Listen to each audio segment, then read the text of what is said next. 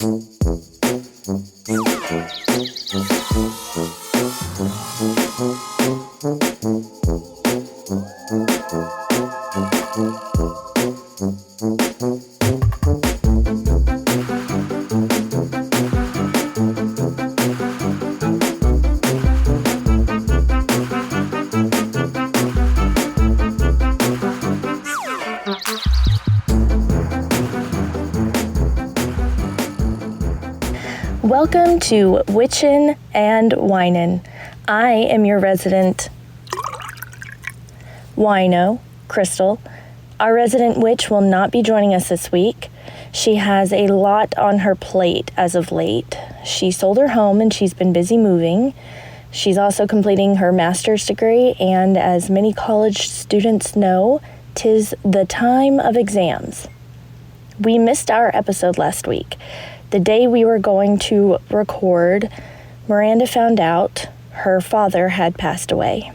Please keep her in your thoughts and send all your good energy vibes her way as she grieves. This episode is packed full of interesting stories and information. We will be diving into the hauntings of people, places, and things.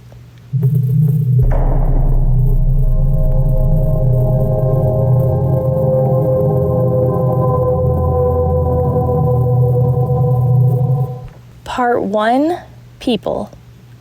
There are countless stories out there about haunted houses, but if you search the internet for haunted people, not many stories come up. Can people be haunted? Are there folks out there with multiple spirits attached to them?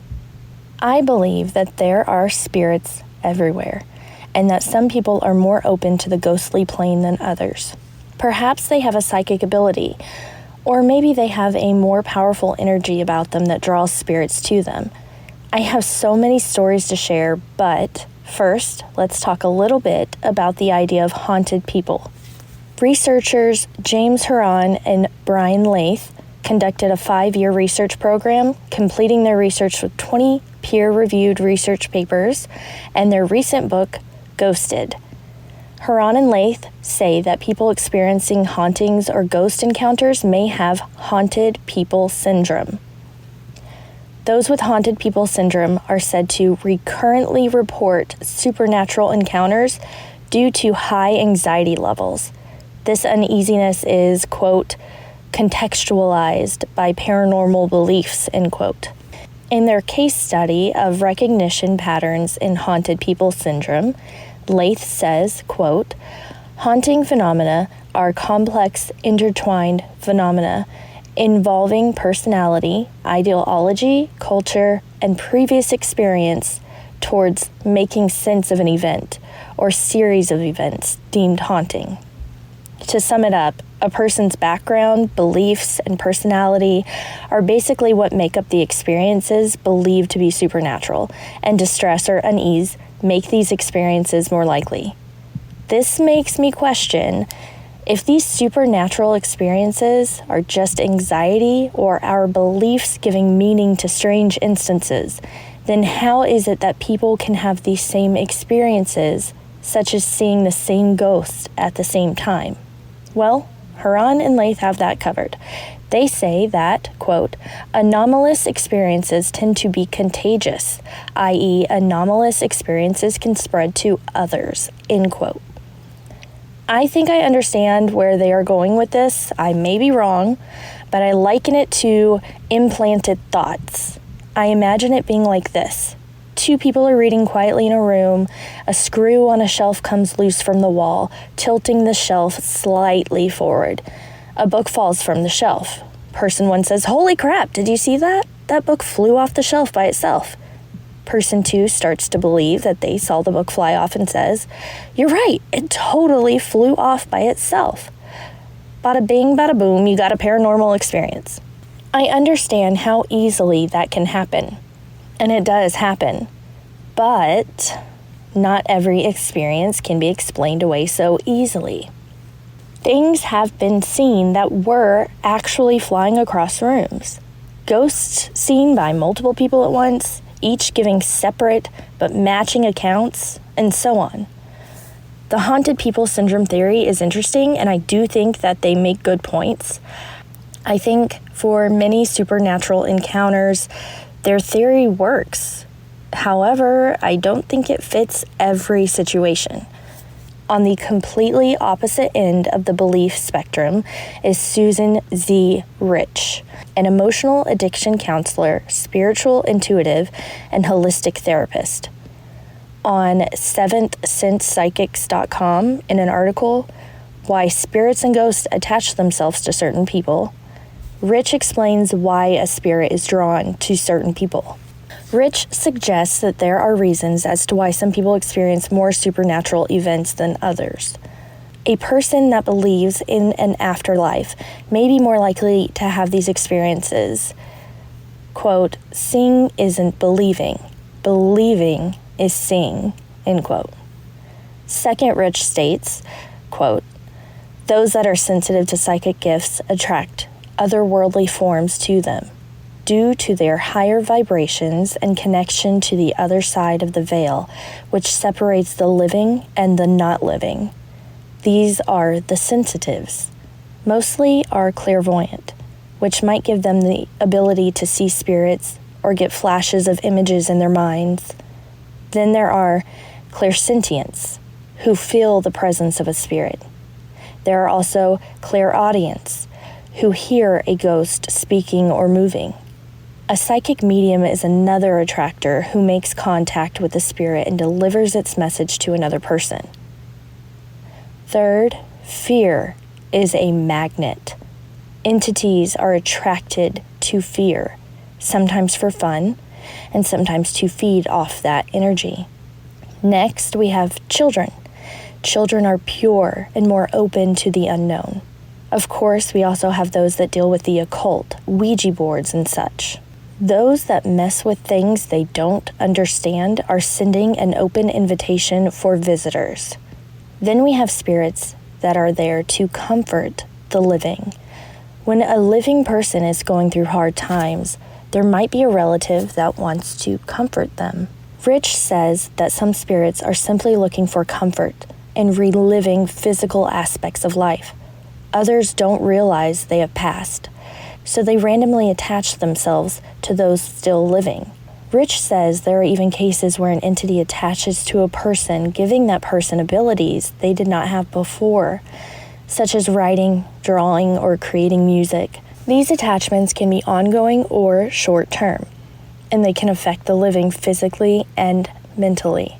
Lastly, those with a history of substance abuse might draw entities to them. Rich states, quote, addictions have a high negative energetic field, and a ghost who is familiar with that energetic pattern will sometimes choose to live vicariously through the person who is dealing with those addictions.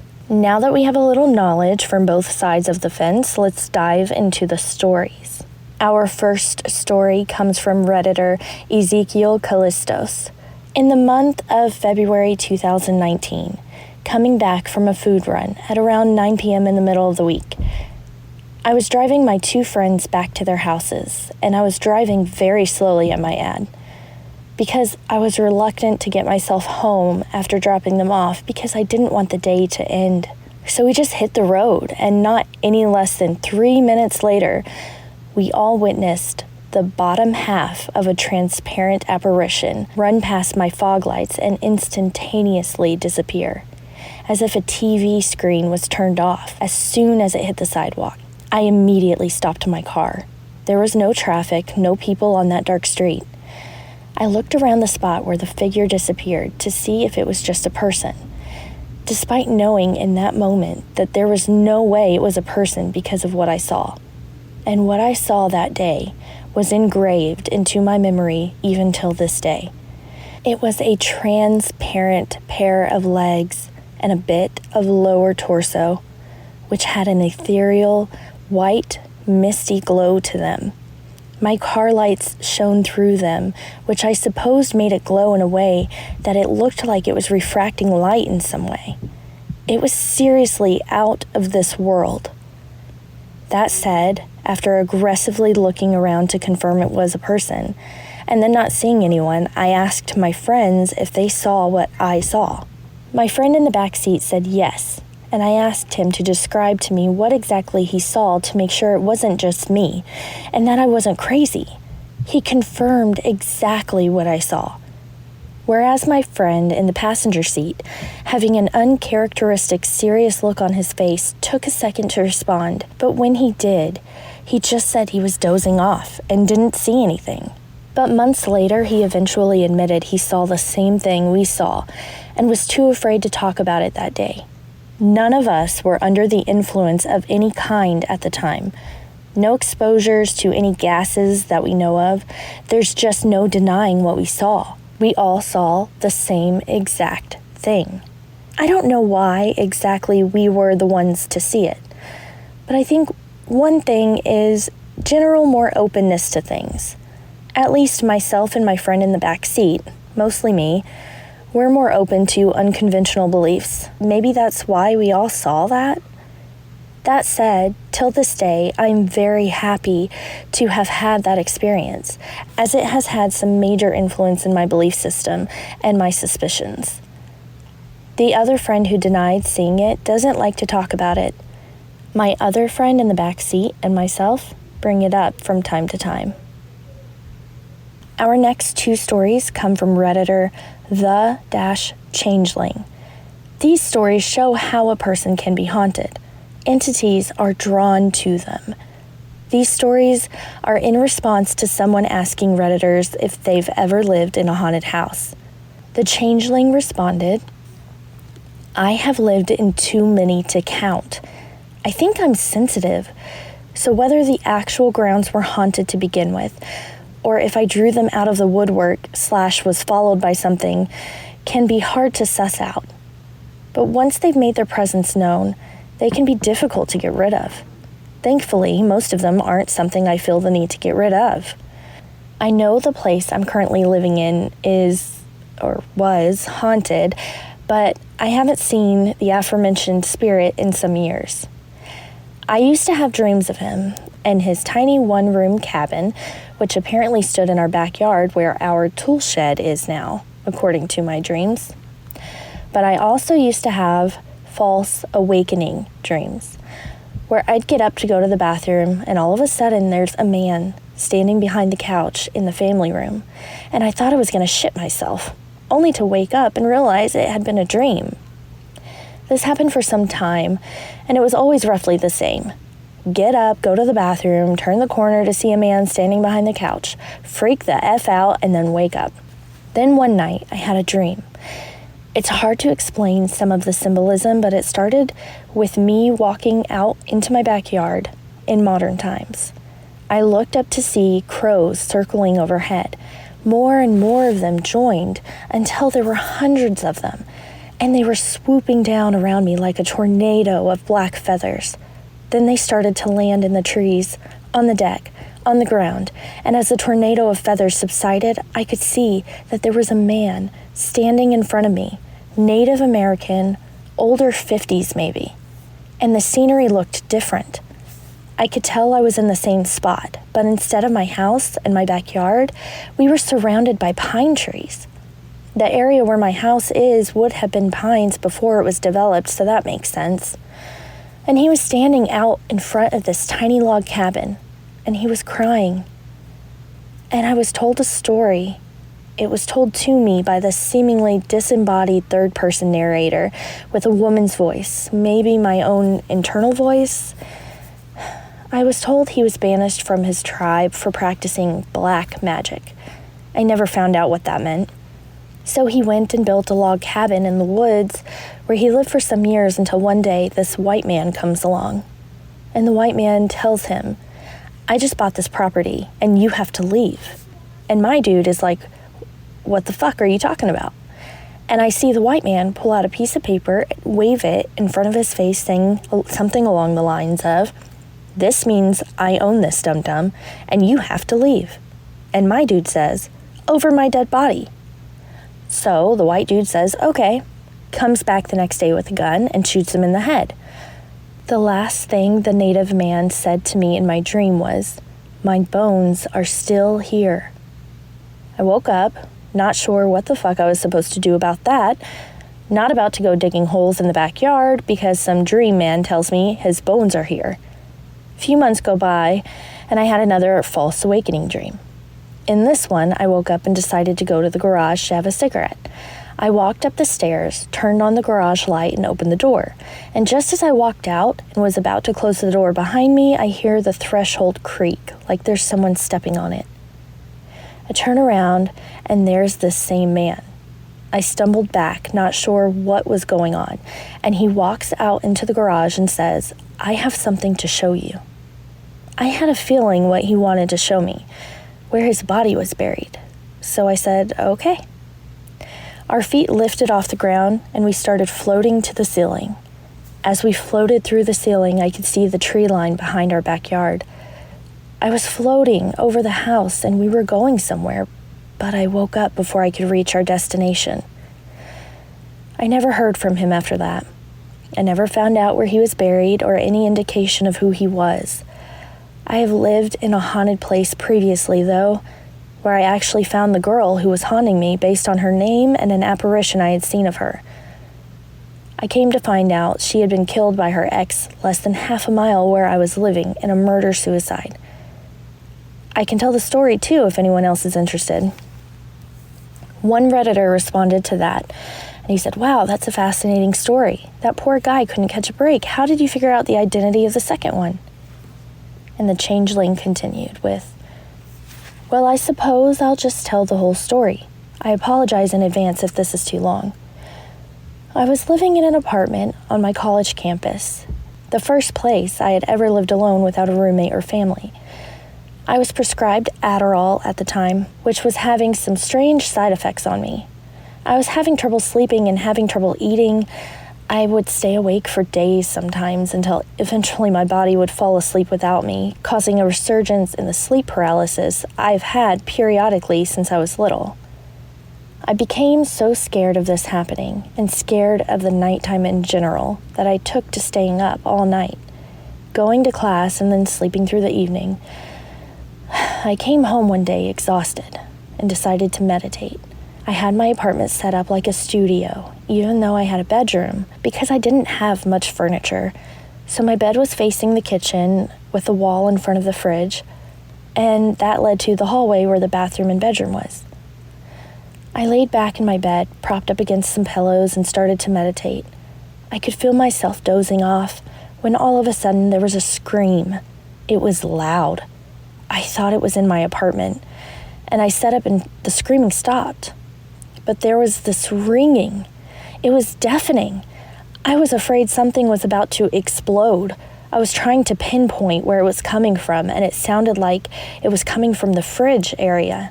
So I'm staring at the wall in front of the fridge like, what? And all of a sudden, it stops. I just kind of shrugged like I must have dozed off and laid back again. But it was like as soon as I laid back, there was this voice. But I kind of wasn't sure of it at first, like it started out far away, quiet. And it kept getting closer and louder every time. And it was a woman repeating, "Why won't you look at me? Why won't you listen to me? I know you can see me. I know you can hear me. Why won't you look at me? Why won't you listen to me? Why won't you look at me? Why won't you look at me?" And finally I hear, "Look at me!" And I open my eyes, and for a split second, there was a woman standing in front of that wall where the fridge was. And it was only a second, and she was gone. But it was like an after image burned into my eyes. I tried to remember as much detail as possible. She was a young woman, maybe 19 or 20. She had dishwater brown straightened hair with chunky blonde highlights. Looked like she was wearing a Gap-type hoodie and bootcut jeans. Late 90s, early 2000s ghost. Either way, I wrote it off. Until I started getting screamed at while I was trying to fall asleep at night. I remember one night being just on the verge of sleep when all of a sudden I hear this woman behind me go, "What the hell?" After about the third or fourth time of this, I had had enough. So I sat up in bed, and I'm talking to an empty room. And I said something along the lines of, "You need to stop doing this. I don't even know who you are, first of all. Maybe a name would be helpful. And then I said, second of all, stop screaming at me. I told her, wait till tomorrow night. Wait till I'm just on the verge of sleep. Then you can come to me and quietly tell me your name, and then maybe I can figure out who you are.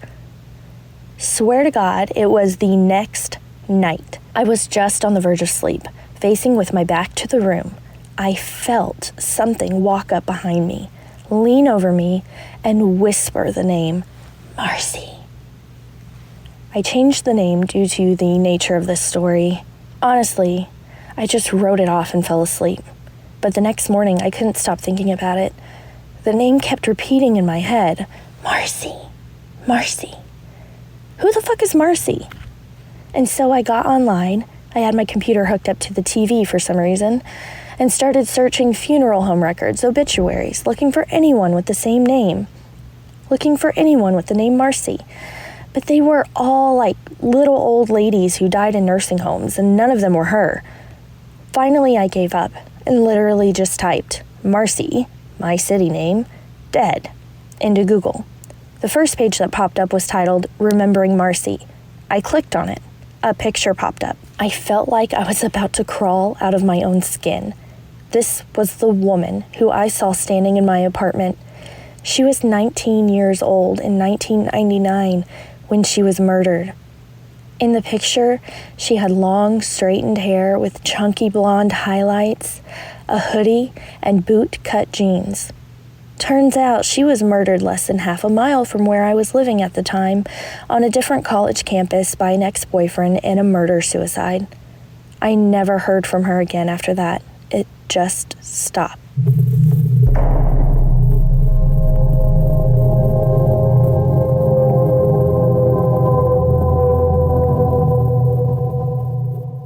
Part 2. Places. Let's get into a couple haunted places. I chose 2 locations: the United States Military Academy at West Point and the Empress of Little Rock Bed and Breakfast in Central Arkansas. When I came across the Army.mil site that said West Point was haunted, I was stoked. My husband went to West Point, so I couldn't wait to tell him his school was haunted. Of course, when I did, he said he already knew. Why hadn't he mentioned this to his paranormal-obsessed wife before? So on the site, Michelle Schneider tells us about some encounters on the West Point grounds. The first is inspired from Lieutenant Colonel Timothy R. O'Neill's book, Shades of Grey. Story 1, Room 4714, and The Pusher. In October 1972, at 2 a.m. in room 4714 of the North Barracks 47th Division, 2 cadets were sleeping. Apparently, one of the cadets was awoken and saw an apparition of a soldier. When the cadet screamed, the soldier vanished. The second cadet awoke to a room cold as ice. The cadet that saw the apparition described the soldier and said he was wearing a uniform from the 1830s. He had a musket, a shako hat, and a handlebar mustache. Quote, "The ghost earned his nickname, the Pusher, because his ice-cold presence forced other victims to lay immobile until the pressure of his hazy, glowing physique disappeared." End quote. Later, the New York Times would report a second appearance by the Pusher in a place known as the Bureau. The spirit had walked among a group of cadets. There have been reports of the Pusher reappearing over the years, but he has not reappeared in his first known location. No accounts have been documented since 1972. Room 4714 has been converted to a study area and renamed Scott Barracks. Story 2. Quarters 100, Molly and Greer. Schneider points out that it's been over 217 years since West Point opened its doors as an Army institution of higher learning. You can imagine the amount of history the grounds have seen. The superintendent's house is known as Quarters 100. It is said that there have been numerous spirits visit Quarters 100, but there are two spirits that seem to permanently reside there. In 1972, former Superintendent Lieutenant General William A. Knowlton invited the famous clairvoyants Ed and Lorraine Warren to investigate and perform a seance at the house. As Lorraine expressed her psychic impressions of the spirits she found throughout the house, the superintendent wrote them down. He requested that the librarian search West Point archives to see if what Lorraine said matched recorded history. Lorraine described a woman who could be the ghost named Molly, an Irish cook who served Sylvanus Thayer. And I wrote a side note. The name Sylvanus Thayer sounds like a character from Harry Potter, and West Point sort of resembles Hogwarts. Okay. Molly is known to rumple bed linens and knock wine bottles to the floor in the kitchen. Lorraine stated, quote, "She is not old, very domineering, athletically inclined, and really not quite a lady. I get the feeling of no man. If she had a husband, he was dominated while at home."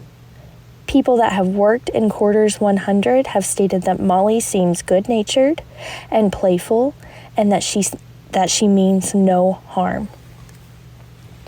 Lorraine also mentioned the presence of an African-American man named Greer.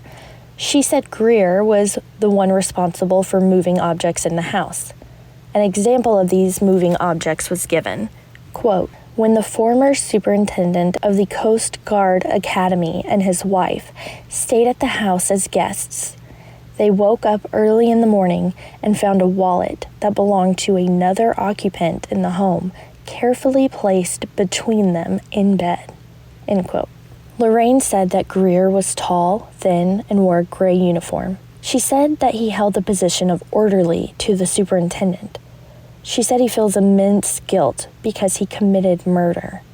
Superintendent Lieutenant General William A. Knowlton received a response from the librarian that was looking into the West Point archives. Documented evidence was found of several men that fit the description, but one in particular stood out. Chief of USMA Archives Stanley Tozeski said, quote, "General Prisoner Lawrence Greer was definitely black, formerly a private in Troop C, 9th Cavalry. He escaped from confinement at Fort Leavenworth in June of 1931 and was apprehended the following April near Albany, New York. He was brought to West Point and court-martialed for his escape and subsequent desertion. Found guilty, he was sentenced to 2.5 years of hard labor. However, the sentence was disapproved by command of Major General Connor because the prisoner was judged insane at the time of his trial. We have no record of what happened to Private Greer after these events." End quote. Story 3. Quarters 107B and the Lady. Email correspondence between several former cadets and the Association of Graduates tells of a spirit called the Lady that resides at Quarters 107B on Professor's Row, a home overlooking the Hudson River. Once, a professor and his wife lived at Quarters 107B. In the 1920s, the professor's wife became fatally ill. The wife's mother came to help care for her daughter in the home. The professor was attracted to his mother-in-law, and the feelings were mutual. They fell in love, and the professor's wife was devastated. She made her husband vow that after her death he would not marry her mother. However, that vow was not kept, and the professor and his mother-in-law were married shortly after his first wife's passing. Naturally, that pissed off the wife, and paranormal activity has occurred since. In this article, Schneider states, quote, "It was reported that items were thrown and turned upside down. A clock that was frozen for years abruptly chimed to life, and a former tenant said they heard horrendous sounds in the night, like someone riding a big wheel across the wooden floor overhead. The haunting was so frequent, the post engineer had to seal the ghost room off at one point because she scared people out of it. But the room was eventually reopened in the 1950s, end quote. So how did the spirit of the professor's wife get her name? She got it from an 8-year-old girl. The little girl was the daughter of a graduate from the class of 1960. The family lived in that home from 1971 to 1975.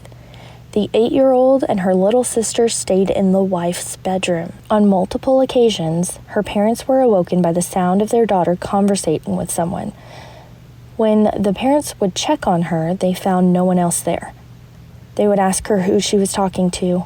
She only responded, "The lady." Schneider ends this article with, quote, "Aside from West Point's most famous spirits, there were reports of other paranormal activity throughout the installation. An extra head in a cadet's group photo peered in from a MacArthur barracks window. Frightened pets barked at nothing in officers' quarters. A cleaner on the night crew quit his job after being thrown by a malevolent spirit in Building 606, end quote. Schneider asks that if you have had personal experiences during your time at West Point and would like to share them for future publication, email her at michelle.schneider@westpoint.edu. After reading these stories, I asked my husband if he had anything paranormal happen to him during his time at West Point. He did not, but he did tell me something. He said that there is a barracks that used to be an old hospital. He couldn't remember which one. He thinks it is either Eisenhower Hall or Lee Barracks. My husband once overheard a cadet saying he was woken up there in the middle of the night to what felt like sleep paralysis. He felt like there was somebody pushing on his chest. When he tried to get up, he couldn't. When he could move again, he freaked out and ran to the door. When he opened the door, he saw a white, flowing figure walking down the hall. He said it reminded him of an old nurse's uniform. My husband also told me that the superintendent's house has a servant's quarters from pre-Civil War days. The bed that's in the servants' quarters gets made every single day by the housekeeping staff, and by the end of each day, it always looks like there's been somebody sitting in it. My husband told me that you can actually take a tour of the school and see this. Now I want to quickly tell you about our second haunted place, the Empress of Little Rock Bed and Breakfast. Why did I pick this place? I saw it and I immediately thought, that's our next date night location. I cannot wait to book a room here for date night. This bed and breakfast is also known as the Hornibrook Mansion. It is supposedly one of the most haunted places in Arkansas. The mansion had multiple purposes throughout time. It was a women's college, boarding house, nursing home, apartments, and now a bed and breakfast. It is believed that the former owner, Hornibrook, never left. He had died at age 49 while playing cards with friends.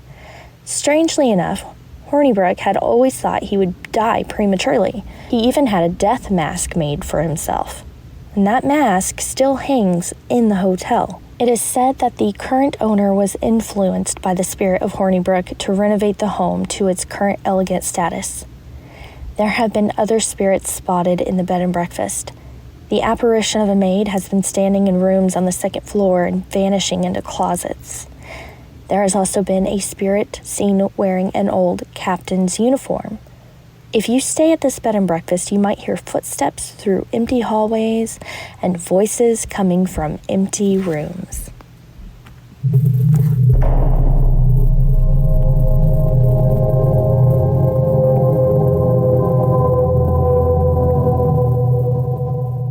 Part 3. Things. We've now come to the part about haunted objects. What is a haunted object? Longhorn Paranormal says that, quote, haunted objects are typically objects that have become conduits or attractors of paranormal activity, phenomenon, or hauntings, end quote. What do you do if you have a haunted object? Longhorn Paranormal says that you have some options.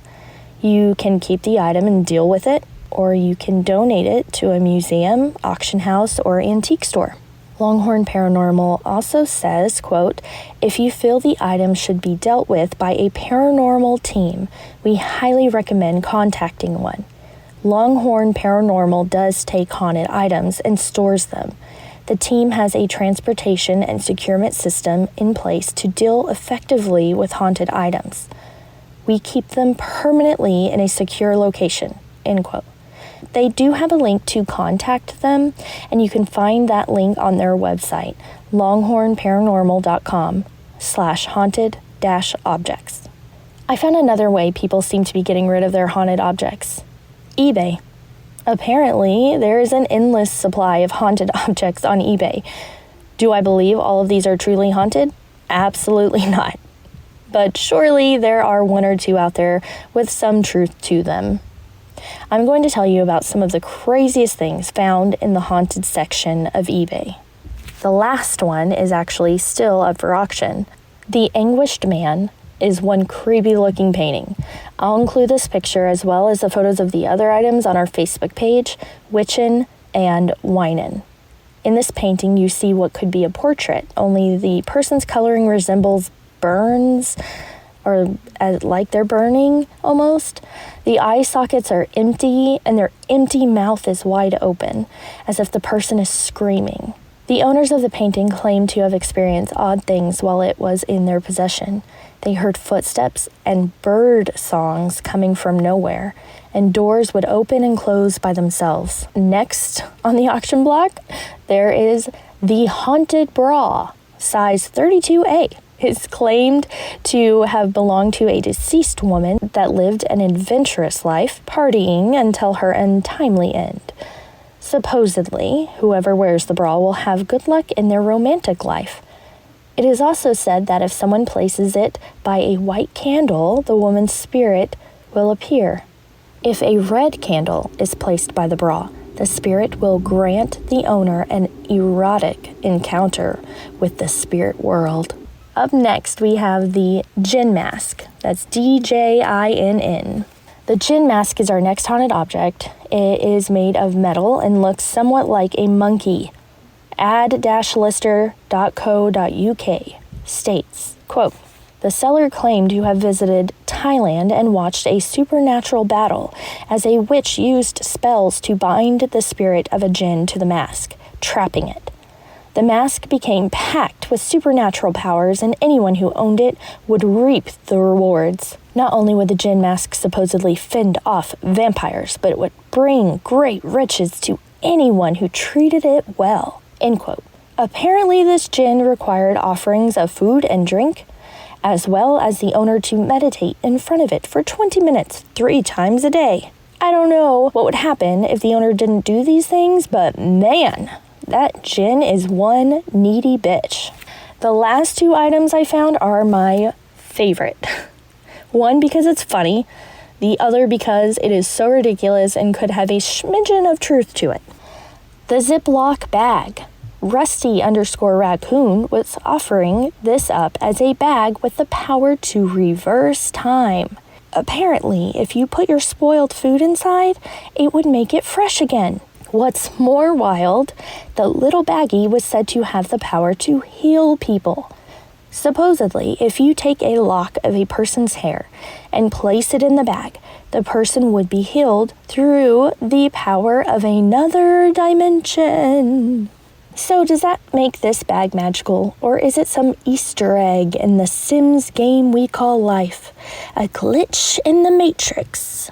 We are down to our final object. Don't forget, there will be pics on our Facebook page. I'm recording this episode on April 29th, 2023. I found this eBay listing today. The bid closes in 3 days on Tuesday. I am going to read the listing to you as it is written. So, eBay seller, you are welcome for the free commercial.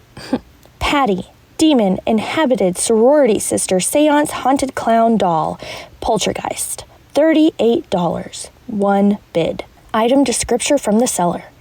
Demon advisory. Patty's height is approximately 14 inches. Patty is porcelain and vintage. Her clothes are polyester fabrics. She has been called the Angry Demon Doll by the sorority girls at University of Texas. Her reputation has kept Patty for the past 11 years as an initiation rite of new members. Part of their initiation involved a sister seance in which the spirits that channel through this doll have been awakened to test the will and courage of new sisters. Previously, there has been a new presence in the doll. The sisters say that during the last seance, something disgustingly wicked found its way to this doll. A newer sister wanted to enhance the session by adding blood magic to the summoning process. So instead of just lighting candles, holding hands and chanting to the doll, Sister Karen spilled her blood into a goblet, and the sisters all passed it around the table while taking small sips. They said that Sister Karen's blood had a twangy and sharp taste. So during the seance, you can hear their stomachs growling and churning the blood. This must have opened up some sort of spiritual doorway. The sisters were all in a circle holding hands, so this must have opened a gateway portal to the other side. Sister Rodriguez was the lady who contacted me on the matter. She says that the doll has been satanically activated by paying currency to the devil. That currency is being blood, she believes, because they all swear that Patty's eyes began to glow and the sisters began coughing and choking and all had to puke up the blood. When they all began to vomit, it was like a domino effect going round the table. Sister Rodriguez believes that this upset the spirit because all of their chairs were pushed away from the table and the candles were blown out. Sister Rodriguez had a huge bruise across her cheek, and I inquired if it was from the incident.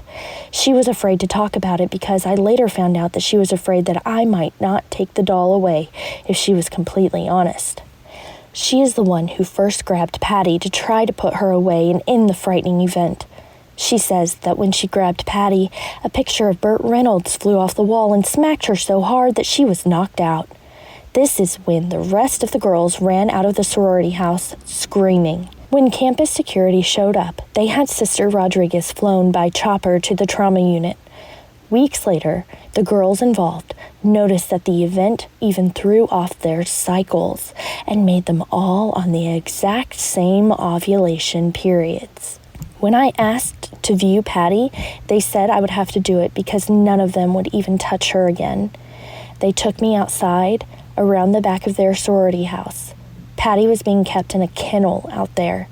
The girls made me buy Patty with the kennel. They said I shouldn't leave Patty loose in my car while driving.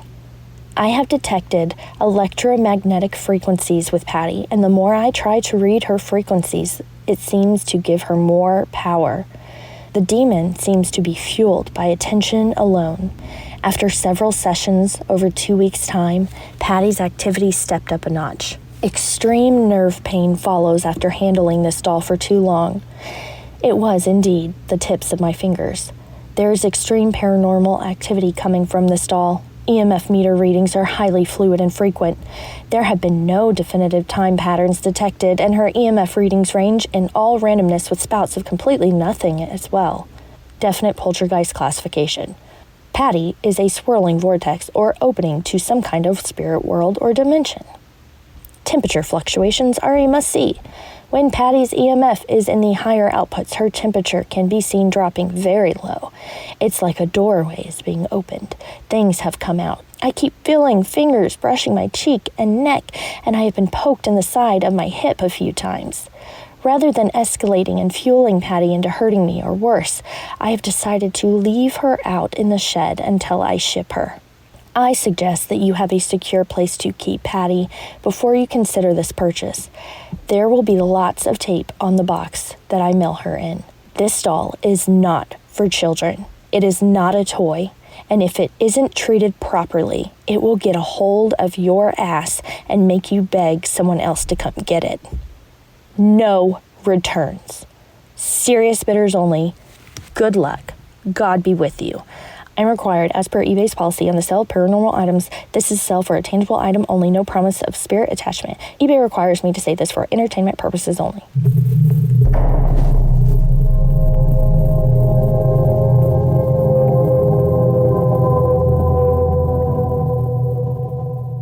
And that is this week's show, everyone. Thanks for listening. Don't forget to like, follow, review, and share. Check out our Facebook to glimpse the images that go along with our episodes. If you have stories you'd like to share about anything supernatural, email us at witchinandwinin@gmail.com. That's WITCHNANDWINEN@gmail.com. Hopefully next week we'll have our resident witch back. Have a good day, and if it's nighttime, sweet dreams.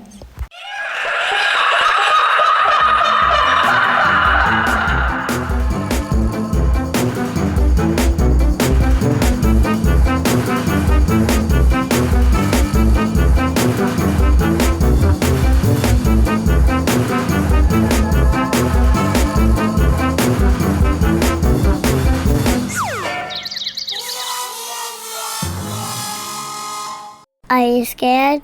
Do you need me to hold your hand?